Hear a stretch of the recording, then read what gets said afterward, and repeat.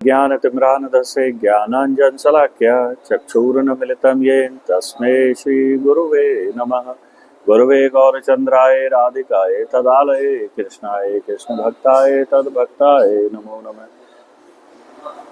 हे कृष्ण करुणा सिंधु दीनबंधु जगतपते गोपेश गोपिका कांत श्री राधा कांत नमस्तुते। तप्त कांचन गौरांगी राधे वृंदावनेश्वरी वृषभानुसुते देवी प्रणमामि हरि प्रिये। नमो नलिन नेत्राय वेणुवाग विनोदने राधाधर सुधापान शालिने वनमालिने। कृष्णाय वासुदेवाय हरे परमात्मने प्रणत क्लेशनाशाय गोविंदाय नमो नमः। वाञ्छाकल्पतरुभ्यश्च कृपा सिन्धुएव च पतितानां पावनेभ्यो वैष्णवेभ्यो नमो नमः। दोनों हाथ उठा के करेंगे। हरे कृष्ण कृष्ण कृष्ण हरे हरे, हरे राम राम राम हरे हरे। एक बार और। हरे कृष्ण कृष्ण कृष्ण हरे हरे, हरे राम राम राम हरे हरे। हरे कृष्ण। तो ये करने का मकसद ये है, अपनी ये शुरू करने का डिस्कशन, कि यहाँ पर भजन करते करते तकरीबन कोरोना के बाद से कंटिन्यू चल रहा है। उससे पहले कभी ब्रेक हो रहा है, कभी हो रहा है, इस तरीके से हो रहा है। लेकिन कोरोना के बाद से यहाँ पे बहुत तेजी आई है। कीर्तन हो रहे हैं, क्या सुंदरकांड हो रहे हैं, रामायण हो रही है, सब हो रहे हैं। लेकिन जो जितने भी लोग यहाँ पे आते हैं ना, उनके अंदर भक्ति के गुणों का प्रवेश नहीं है। जैसे संत लोग कहते हैं कि सत्संग कब होगा? सत्संग जब होगा जब 20 लोग बैठ करके बात कर रहे हैं, धर्म पे भी भले ही चर्चा कर रहे हो, उसको भी सत्संग नहीं कहा जाता। सत्संग कहाँ कहा जाता है? चाहे 2 लोग बैठे हो लेकिन सत्य पुरुष उसके बीच में हो। 20 लोग बैठे हैं तो सत्संग नहीं है, चाहे धर्म की चर्चा हो। लेकिन 10 लोग भी अगर बैठे और एक सत्य पुरुष बैठा हुआ है उनके बीच में, क्योंकि भक्ति किसी ना किसी के अनुगत्य में की जाती है। भक्ति ऐसे नहीं कर सकते कि मैं भक्ति कर रहा हूँ और अपने ही तरीके से कर रहा हूँ। हाँ, वो खुली छूट नहीं है, मर्यादित नहीं है। मतलब किसी के अनुगत्य में हो ना। भाई आप, हमने धौला कुआं जाना है और हम खड़े हैं, दोनों को रास्ता नहीं पता, तो कितना ही चले जाएं, चल तो रहे हैं, मेहनत भी कर रहे हैं, रिजल्ट ओरिएंटेड नहीं है ना। और हम में से छोटे बच्चे को भी बताओ ना कि यहाँ से निकलना है अंकल, यहाँ से जाओगे अंकल, वहां से जाओगे, फिर आ जाएगा। चाहे हम 20 लोग खड़े हों, तो हमारे लिए तो वही मार्गदर्शित है। जिसने रास्ता देखा है वही तो बता पाएगा, है ना। नहीं कि मैंने तो दुनिया देखी है, चल मैं ले चलता हूँ, पर धौला कुआं तो नहीं देखा ना। दुनिया तो देखी है, ठीक है, वो टारगेट तो नहीं देखा जहां हमने जाना है। तो सबसे पहली बात ये कि जब भी कोई धार्मिक अनुसंधान है, कोई यात्रा है, कहीं यात्रा कर रहे हैं, कहीं पर कथा चल रही है, कोई सत्संग चल रहा है, कोई कीर्तन चल रहा है, कुछ भी कार्यक्रम चल रहा है, तो एक सत्य पुरुष का बीच में होना बहुत ही जरूरी है। किसी ना किसी के अनुगत्य में ही होना चाहिए। इसीलिए भक्ति के अंदर सबसे पहले बताया श्रद्धा होनी चाहिए। जब हमारे अंदर श्रद्धा होगी तभी तो भक्ति के कार्य में रुचि पैदा होगी। जैसे ही हमारे मन में श्रद्धा होती है ना, फिर हमें साधु संग मिलता है। श्रद्धा होगी तो हम जानना चाहेंगे तो इनसे नहीं जान पाएंगे और शास्त्रों से नहीं जान पाएंगे, क्योंकि हमारी बुद्धि नहीं है कि हम शास्त्रों को पढ़ के समझ सकें। तो श्रद्धा आते ही साधु संग मिलता है। जैसे साधु संग मिलेगा तो फिर भजन क्रिया प्रारंभ होगी। जैसे ही भजन क्रिया शुरू होगी तो हृदय में जो अनेक अनेक क्लेश छुपे होते हैं ना, उन क्लेशों का निग्रह होना शुरू हो जाएगा, वो क्लेश निवृत्ति शुरू हो जाएगी। जब क्लेश निवृत्ति शुरू होगी तो फिर रुचि पैदा होगी कि यार हम जो ये कर रहे हैं ये तो इतनी अच्छी चीज है, क्योंकि साधु संग मिला हुआ है, मन से क्लेश की निवृत्ति हो रही है, तो हमारी रुचि पैदा हो रही है। जब रुचि पैदा होगी तो हमारी निष्ठा जमेगी, उस चीज में हमारी निष्ठा जमेगी। और जब निष्ठा आ जाएगी तो हमारी आसक्ति बढ़ेगी। ये 7 चीजें हैं जो हम साधन से कर सकते हैं।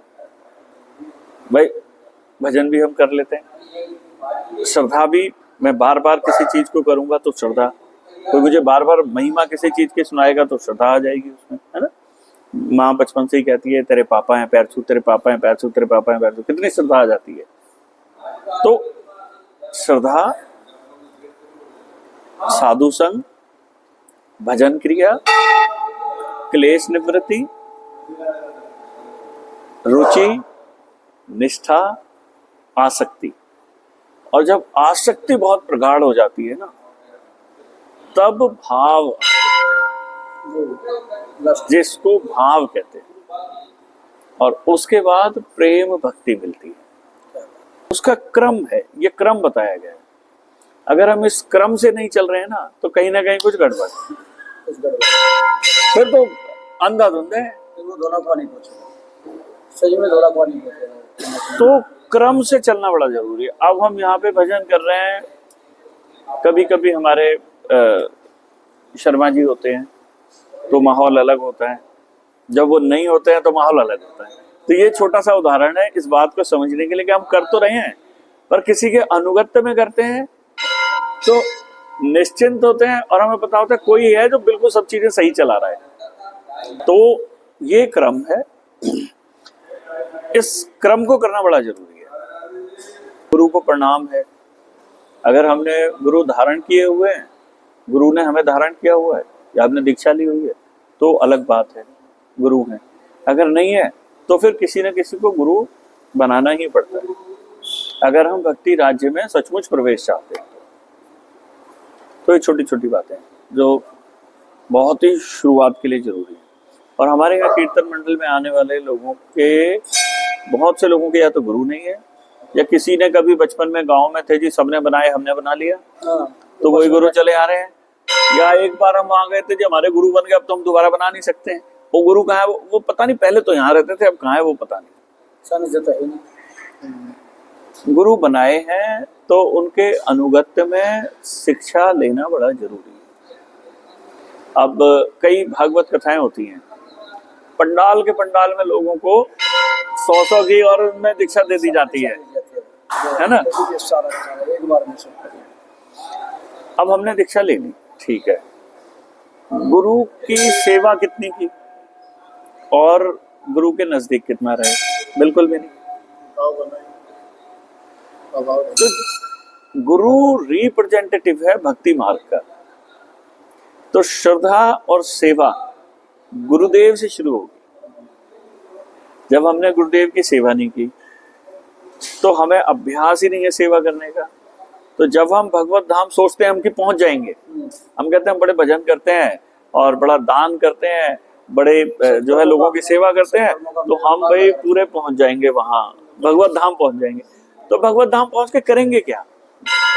वहां तो सब उसमें नित्य काल में सब उनके परिकर और उनकी भगवान की ठाकुर जी की सेवा कर रहे होते हैं हमने, और वो शुरुआत होती है गुरुदेव से। गुरुदेव के ऊपर जब सेवा करके उनकी जब अभ्यास करेंगे तभी तो वहां हमें करने का अभ्यास होगा, सेवा करने का। ये होमवर्क है, यही मेन वर्क है। यही करते करते करते करते करते कब हम उधर पहुंच जाएंगे, और करते ही रहेंगे लगातार। देखो ऐसे हम ये सोचते हैं ना कि बहुत कष्ट है इसमें, हम एक तरीके से जेल में, किसी तरीके से कष्ट दूर हो जाए। आपको जेल से बाहर निकाल दिया, कष्ट दूर हो गए जेल वाले, अब क्या करोगे? अब बताओ क्या करोगे? जेल से बाहर निकल आए तो अब करेंगे क्या? कुछ नहीं। तो हम इस लोक में पड़े हैं, तो क्या हो रहा है कि जेल में है,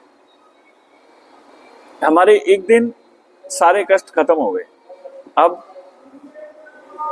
जब हमने गुरुदेव की सेवा नहीं की, हमें अभ्यास नहीं, हरि नाम का अभ्यास नहीं, तो फिर वैसे भी सब बेकार ही है ना।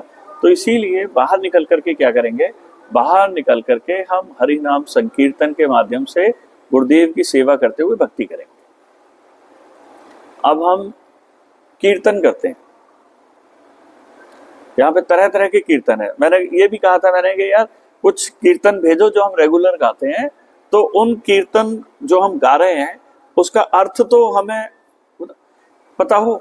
हम जो गा रहे हैं भगवान ने हमारे साथ वही कर दिया, क्योंकि हम मांग रहे हैं तो पता लगे हम तो ठगे गए। कुछ और ही हम भक्ति करना चाह रहे थे और हम फिर सांसारिक चीज मांग बैठे। क्या करते हैं हम, वो माँ मुरादें पूरी कर दे हलवा बांटूंगी, मुराद क्या है, संसार घर हो जाए, संसार मतलब करना है, मुराद भटक रही है। हाँ। तो मतलब हम कीर्तन करने आ रहे हैं मंदिर और मांग संसार रहे हैं, जब करना चाहते हैं भक्ति। भक्ति का फल संसार नहीं है, भक्ति का फल साधु संग है, गुरु सेवा है और भगवत धाम।